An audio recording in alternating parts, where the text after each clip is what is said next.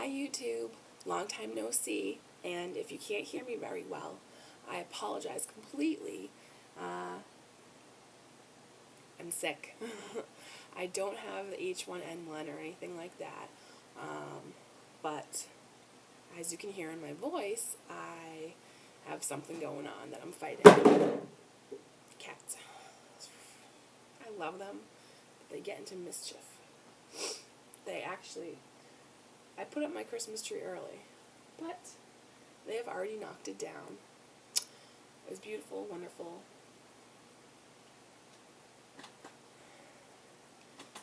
But then they knocked it down. And it looks horrible, and then I got sick and I haven't had time to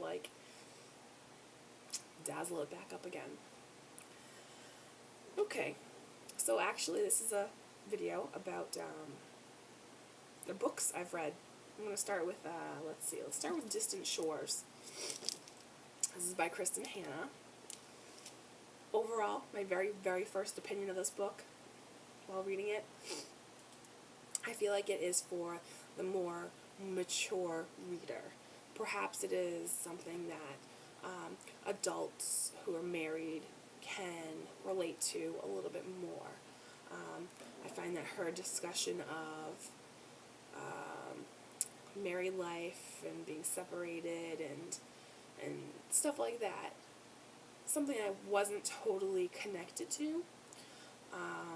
Although, I mean, obviously as a person we understand what it's like to have relationships and feel different things, but because I haven't been married and I haven't, gone through that period of being with somebody for so long and having children and things, there were some things that weren't quite connecting to me very well.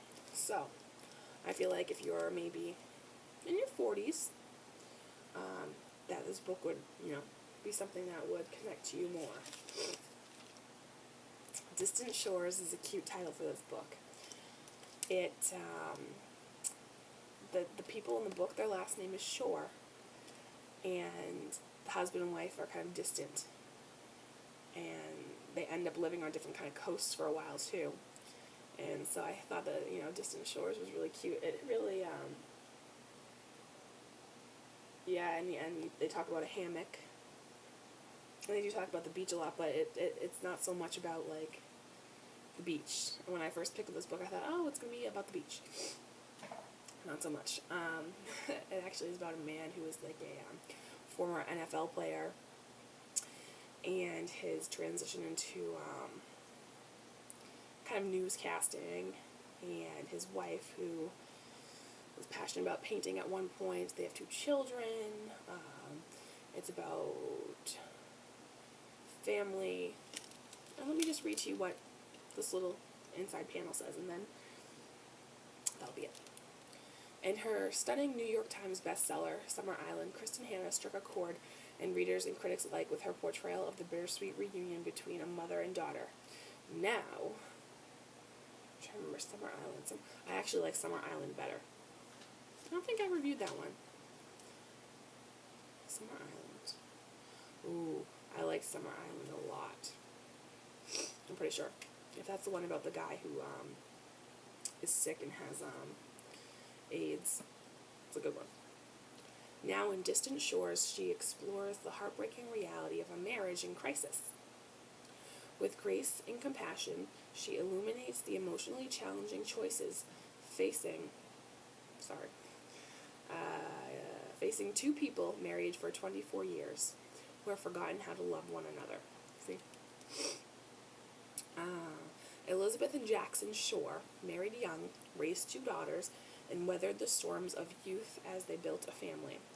From a distance, their life together looks perfect, but when the girls leave home, Jack and Elizabeth find themselves left in a relationship that has lost its spark.